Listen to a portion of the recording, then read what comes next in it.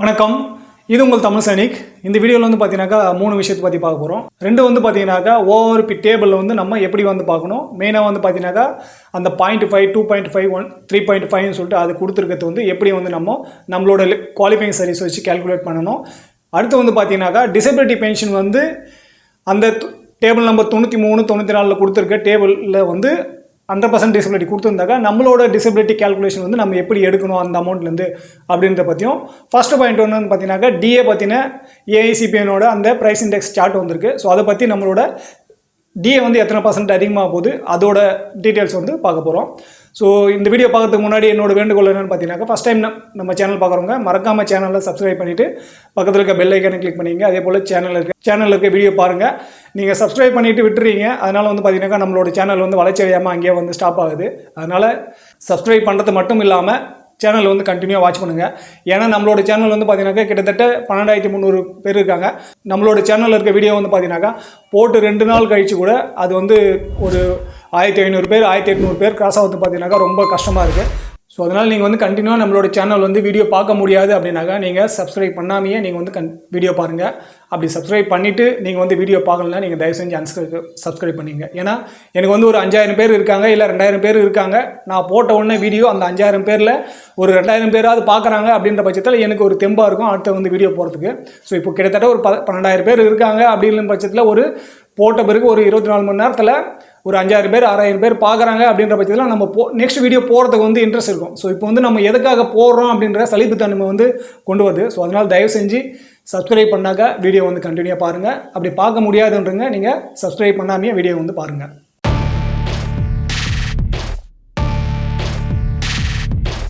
So first point என்னென்னு பார்த்தீங்கன்னாக்கா June மாதத்தோட ஏஐசிபி இண்டெக்ஸ் ப்ரைஸோட சார்ட் வந்து கொடுத்துருக்காங்க. ஸோ அதில் வந்து ஜூன் மாதம் வந்து நம்மளோட கன்சூமர் ப்ரைஸ் இண்டெக்ஸோட தொகை வந்து பார்த்தீங்கன்னாக்கா 141.4 வந்து ஆகியிருக்கு. ஸோ இதுபடி பார்த்தீங்கன்னாக்கா 1 ஜூலைலேருந்து நம்மளுக்கு 53.36% வந்து டிஏவாக மாறுது.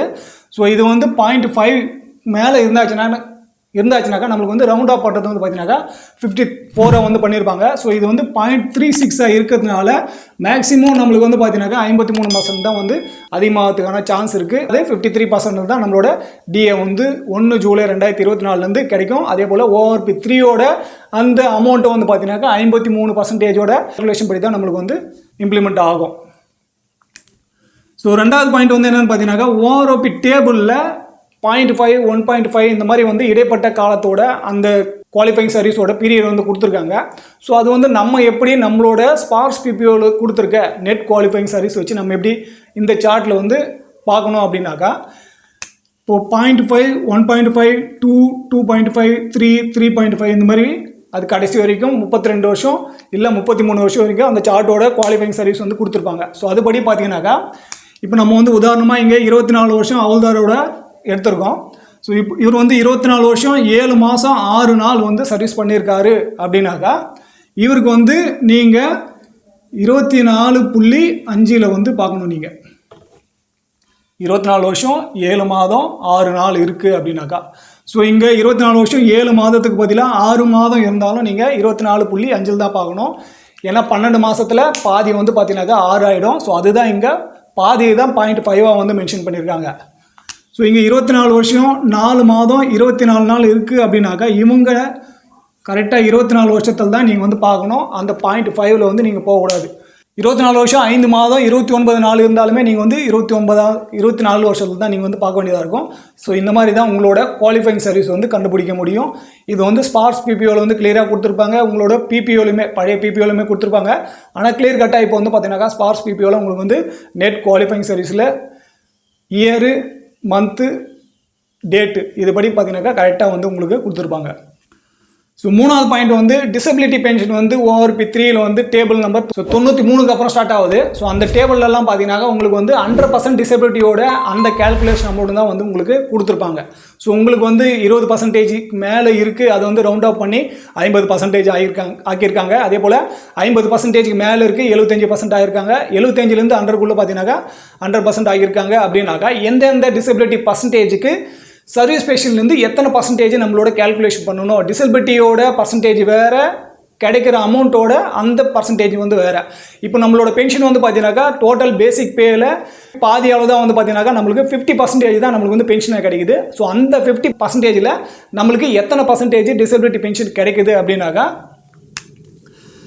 யாருக்கெல்லாம் 20%லேருந்து 50% வந்து இருக்குது, 20 50க்குள்ளே இருக்குது, நீங்கள் ரவுண்ட் ஆஃப் பண்ணியிருக்காங்க 50%னாக்கா உங்களோட சர்வீஸ் பென்ஷன் பேசிக் பென்ஷனில் 30% எடுத்து நீங்கள் வந்து கால்குலேட் பண்ணணும்.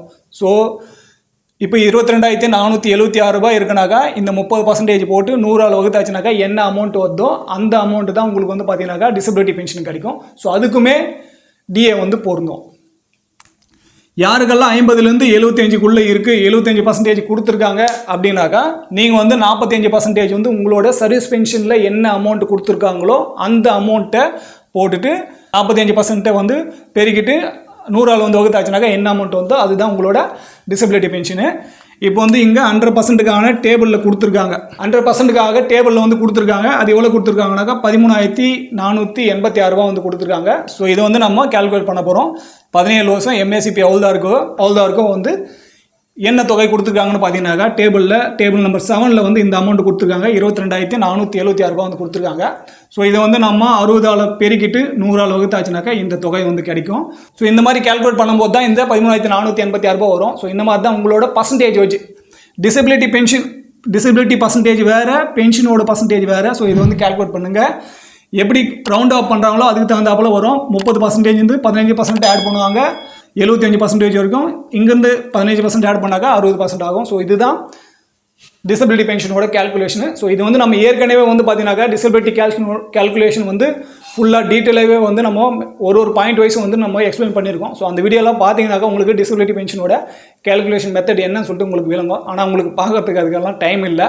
ஸோ அதனால தான் இது வந்து உங்களுக்கு சந்தேகம் வரது கரெக்ட் தான். ஆனால் நான் வந்து சொல்ல வேண்டியது வந்து நான் ஆல்ரெடி சொல்லியிருக்கேன். அது பார்க்காது வந்து என்னோட தப்பு இல்லை, உங்களோட தப்பு. ஸோ உங்களோட தப்பை வந்து நான் திருத்தணும்னு எடுத்த முயற்சி தான் இந்த கேல்குலேஷனு.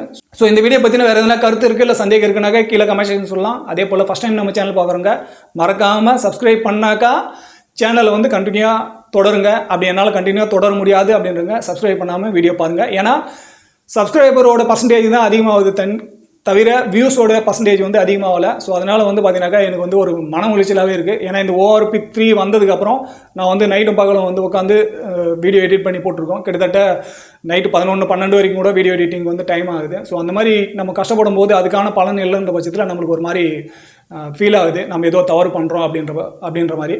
ஸோ எனக்கு வந்து புதுசாக வர சப்ஸ்கிரைபர் வந்து வராங்க அப்படின்றதெல்லாம் இங்கே பிரச்சனை இல்லை. ஆனால் இருக்கிற சப்ஸ்கிரைபர் வந்து வீடியோ பார்க்கல. ஏன்னா நம்மளோட சேனல் வந்து சப்ஸ்கிரைப் பண்ணுறவங்க பென்ஷன் ரிலேட்டடான பர்சன் மட்டும்தான் வந்து சப்ஸ்கிரைப் பண்ணுவாங்க. ஸோ மற்ற என்டர்டெயின்மெண்ட்டோ இல்லை வேடிக்கையாக பார்க்குறவங்க வந்து உள்ளே வரமாட்டாங்க. ஸோ பென்ஷன் ரிலேட்டடாக உங்களுக்கு வந்து இருக்குது, பென்ஷன் சம்மந்தமாக உங்களுக்கு வந்து தெரிஞ்சுக்கணும் அப்படின்றவங்க தான் உள்ளே வந்திருப்பீங்க. ஸோ உங்களுக்கு வந்து தேவையானது தான் நம்ம வந்து கொண்டு வரமே கண்டி இது வந்து எந்த ஒரு வீடியோவுமே நம்ம டைம் பாஸ்க்காக கொண்டு வரது இல்லை. ஸோ அந்த டைம் பாஸ்க்கான வீடியோ வந்து போகிற அளவுக்கு எங்கிட்ட டைம் இல்லை. ஸோ பார்க்குற அளவுக்கு உங்ககிட்ட இருக்கா இல்லைன்னு தெரியல, ஆனால் எங்கிட்ட வந்து சுத்தமாக டைம் இல்லை. ஸோ அந்த மாதிரி நான் டைம் எடுத்து வீடியோ போடும்போது அது வந்து ஒரு குறிப்பிட்ட அளவு கூட வியூஸ் போகலன்ற பட்சத்தில் நம்மளுக்கு வந்து ஒரு மாதிரி கஷ்டமாக இருக்குது. ஸோ அதனால் உங்களோட சப்போர்ட் வந்து சேனலுக்கு வீடியோ கொடுங்க. உங்களுக்கு தெரிஞ்ச பென்ஷனருக்கு வந்து ஷேர் பண்ணுங்கள். அவங்களுக்கு வந்து கண்டினியூவாக வீடியோ பார்க்க சொல்லுங்கள்.